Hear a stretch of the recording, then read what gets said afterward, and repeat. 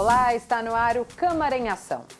Na próxima meia hora, eu e o comentarista Carlos Maglio trazemos para você as principais discussões que movimentaram o Legislativo paulistano durante a semana. O projeto de lei que prevê a criação do Parque do Bexiga e o que cria uma nova comissão na Câmara para assuntos tecnológicos foram aprovados em sessão plenária na terça-feira.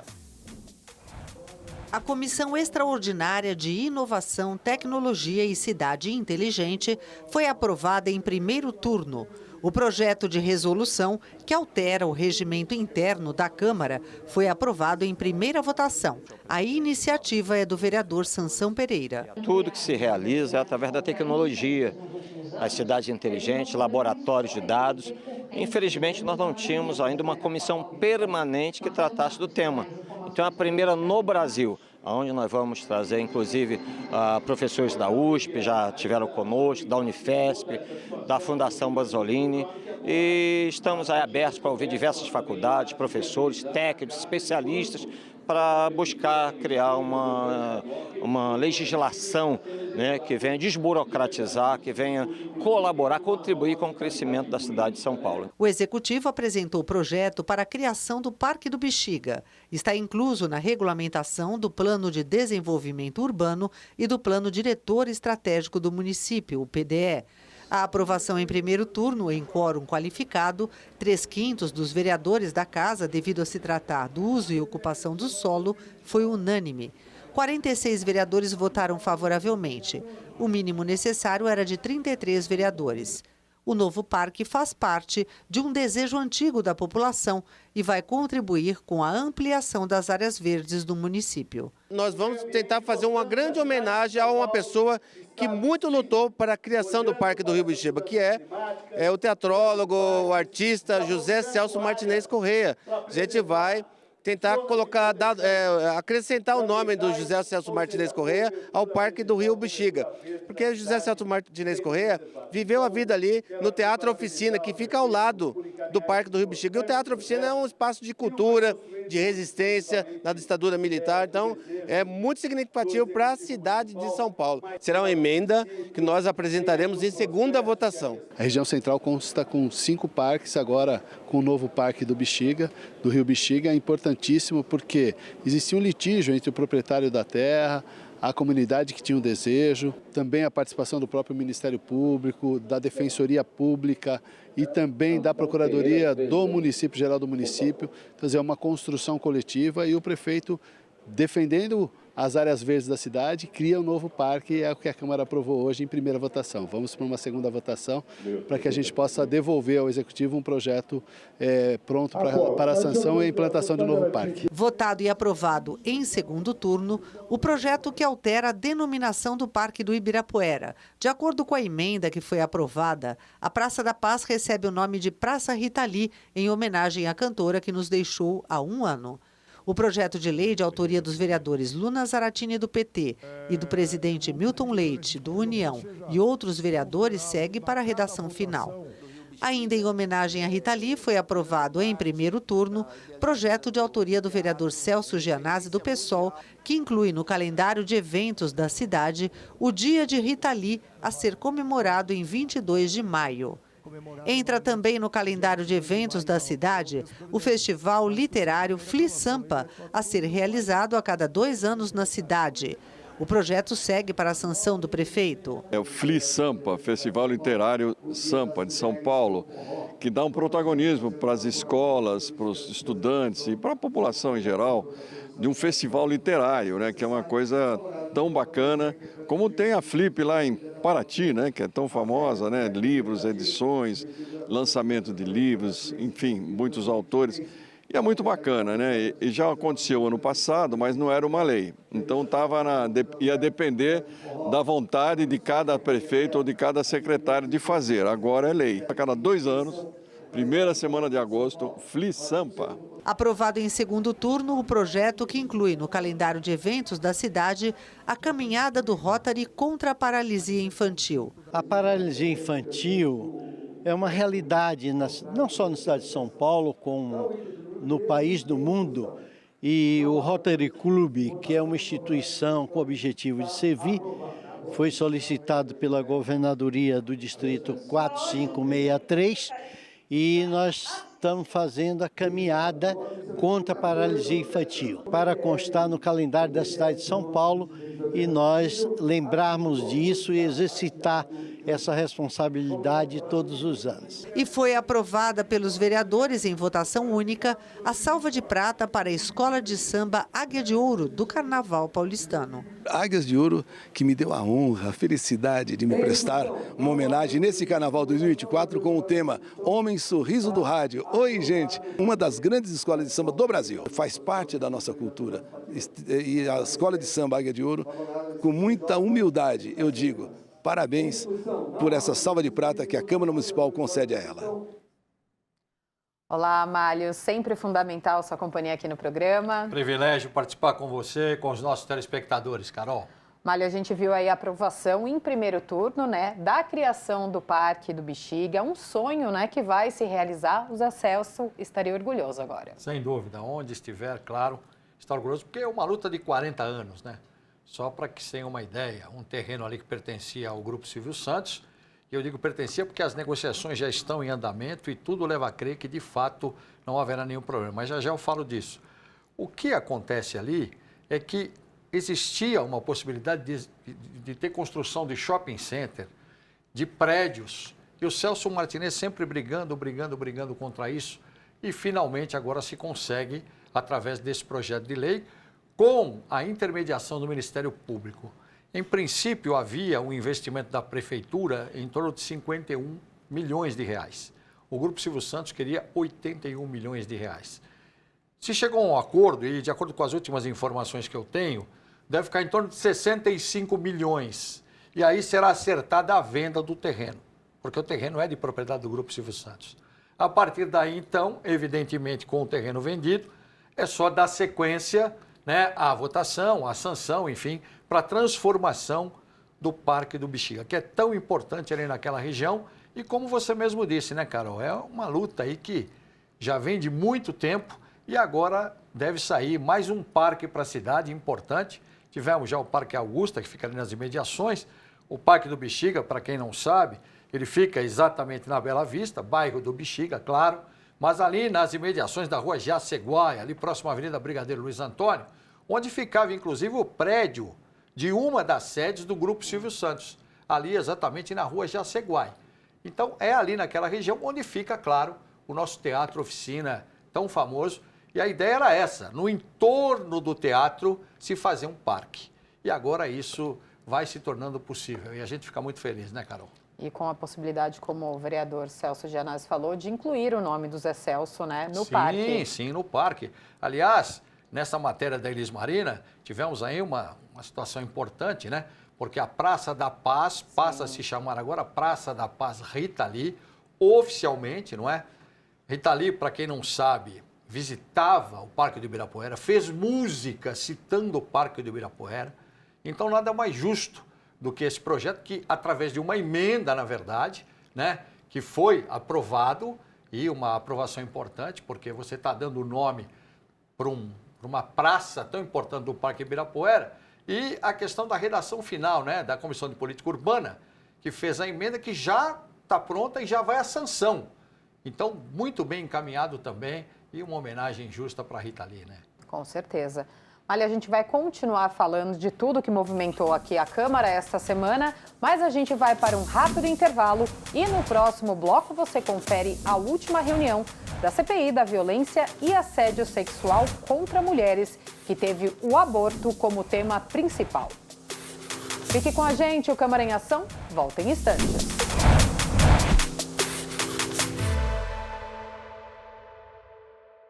Olá, eu sou o Carlos Malho. Toda sexta-feira às 19 horas nós temos um encontro no Câmara em Ação. Um resumo com as principais notícias da Câmara Municipal de São Paulo. Mas você pode acessar nossa playlist no YouTube. É só você apontar o QR Code do seu celular e se inscrever. Rede Câmara, sua conexão com a política da cidade.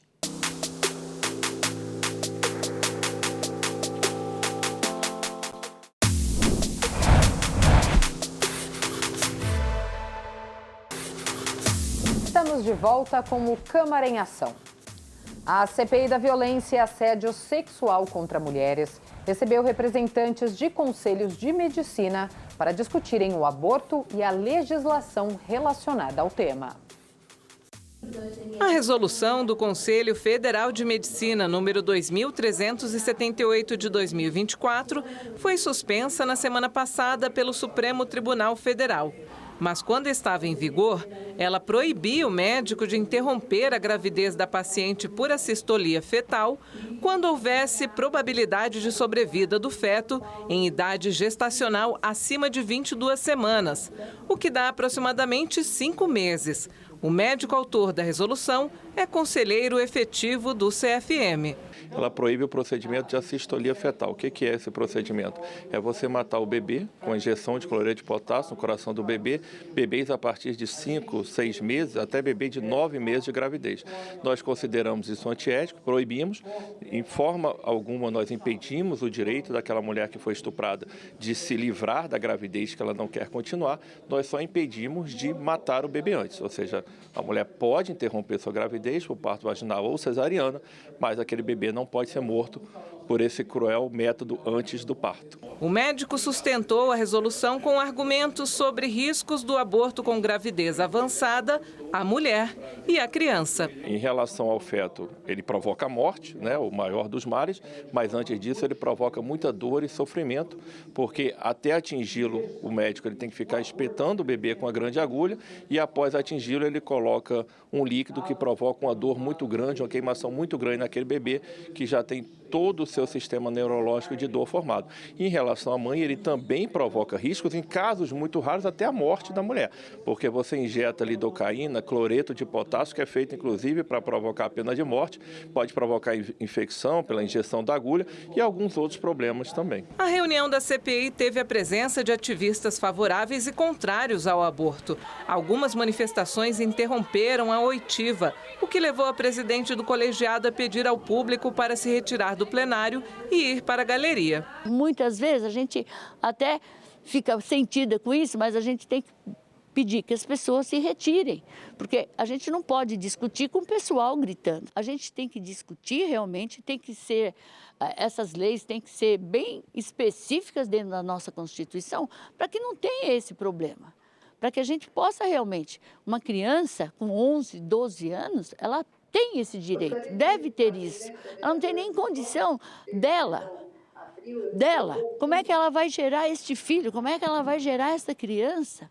Então, isso são coisas que têm que ser discutidas e as nossas leis, os nossos governantes têm que dar uma agilidade bem grande nesses casos. Porque quanto mais semanas de gestação você tem, para você fazer um aborto, você tem muito mais riscos. A relatora da CPI, Silvia da bancada feminista do PSOL, é contra a resolução do Conselho Federal de Medicina, pois afirma que ela prejudica meninas que engravidaram por meio de estupro. Esta resolução, que estava em vigor e está suspensa neste momento pelo STF, pelo ministro Alexandre de Moraes, é uma resolução que não respeita o direito das meninas, mulheres e pessoas que gestam, que precisam procurar o serviço do aborto legal porque foram vítimas de violência sexual, de estupro.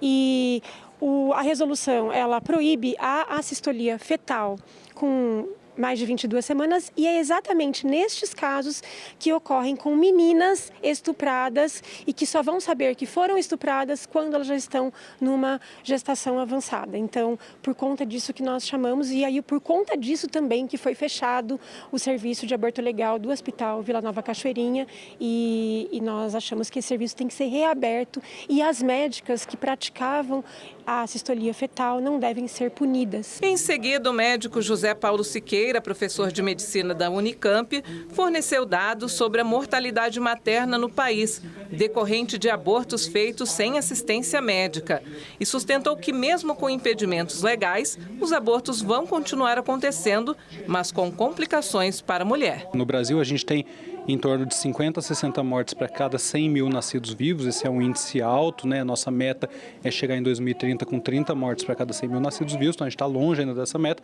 e dessas, em torno de 20% delas são decorrentes de condições associadas ao abortamento, provavelmente abortamento inseguro, aquela mulher que faz o aborto fora de um ambiente hospitalar, e isso leva ela a ter complicações médicas associadas. Sobre o vazamento de prontuários de pacientes que fizeram aborto legal no Hospital Municipal e Maternidade Vila Nova Cachoeirinha, que está sendo investigado pela Polícia Civil, o presidente do Conselho Regional de Medicina afirmou que os documentos não foram vazados do Conselho. Sigilo absoluto. Todos os dados que são investigados, prontuários, informações, denúncias, elas tramitam em sigilo absoluto. Mário, um assunto ainda muito complicado, difícil, né, de se tratar, mas como a vereadora doutora Sandra Tadeu disse, precisa estar tudo muito claro na lei, né?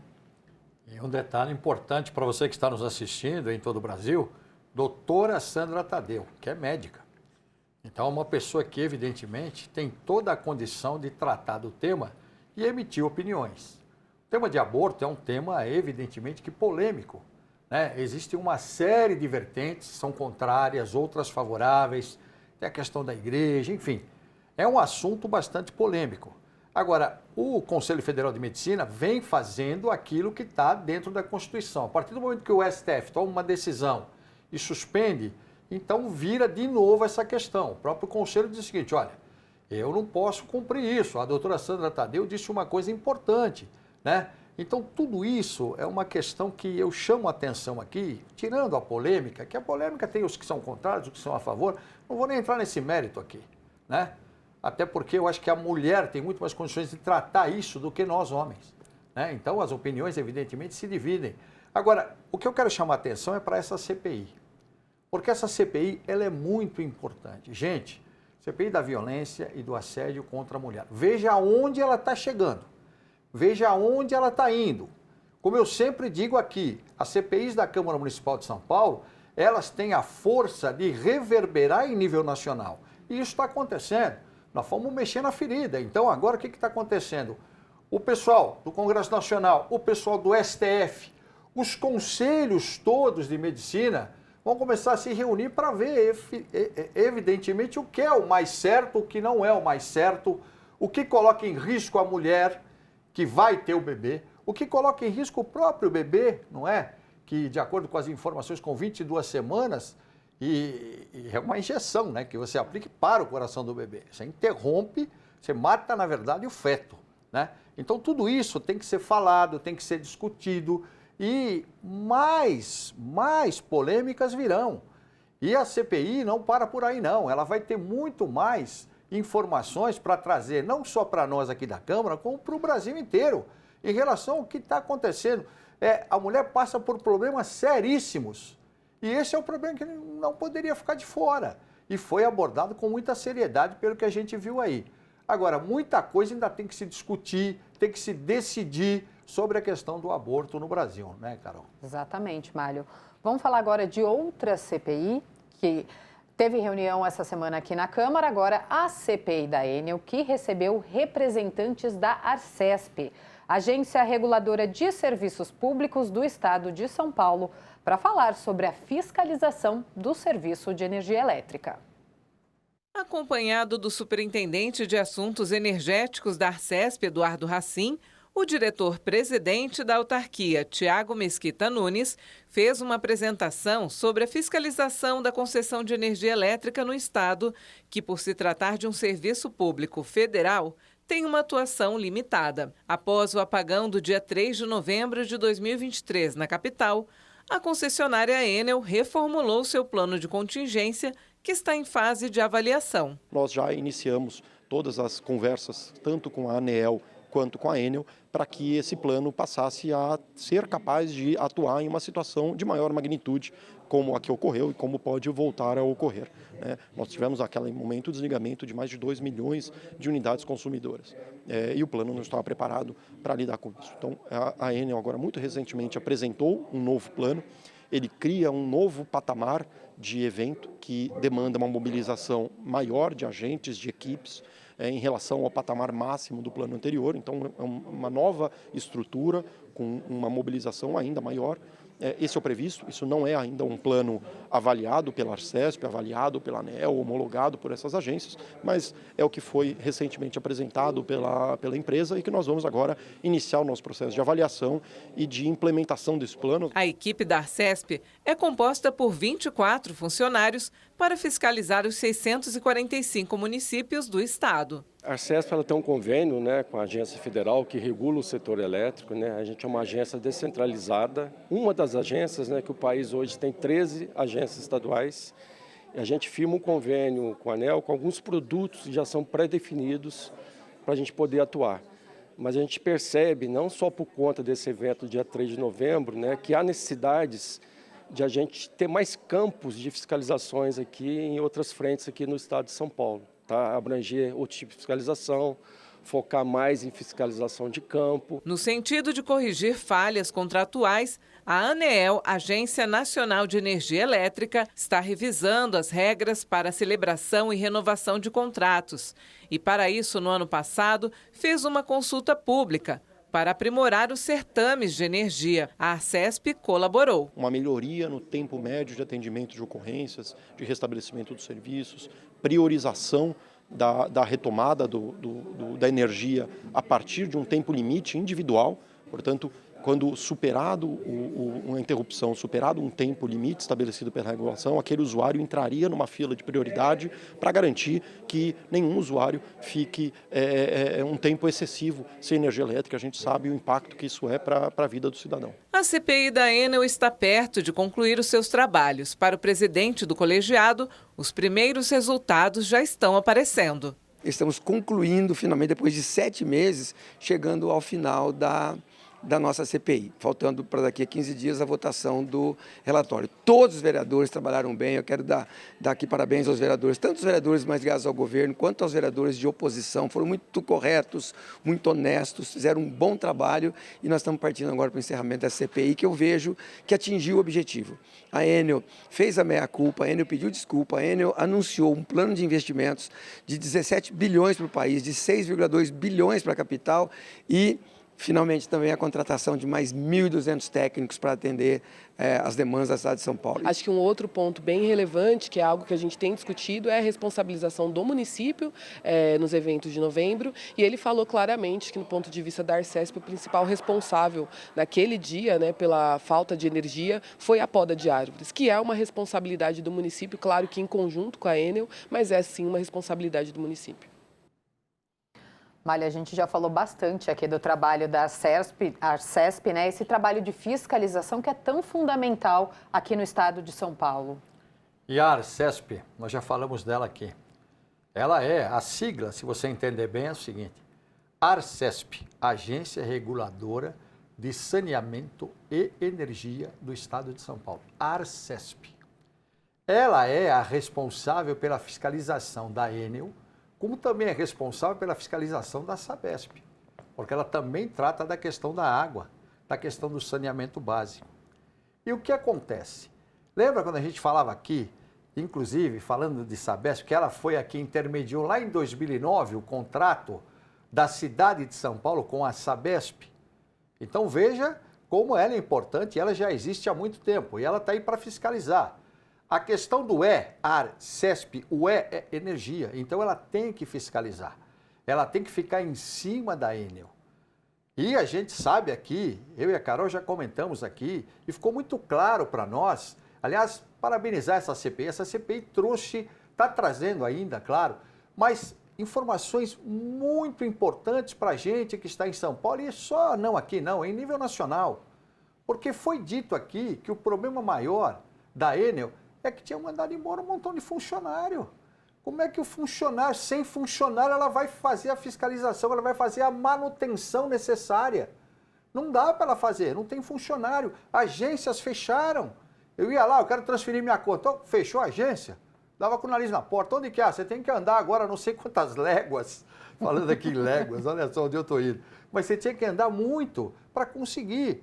Agora, o vereador João Jorge falou, você vê, já tem contratação de mais gente, já tem investimentos. Então, tudo isso é importante, porque é uma agência reguladora que tem que fiscalizar de verdade, tem que ficar no pé. E outra agência que também tem que ficar no pé é a ANEEL, que é a Agência Nacional de Energia Elétrica, que é acima da Arcesp. A Arcesp é um órgão de fiscalização estadual, a ANEEL é federal, mas também compete a ela fiscalizar e cobrar das agências que são estaduais. Como é que está indo a Enel aí? Está indo bem? O que está acontecendo? Eles estão investindo, eles estão cuidando.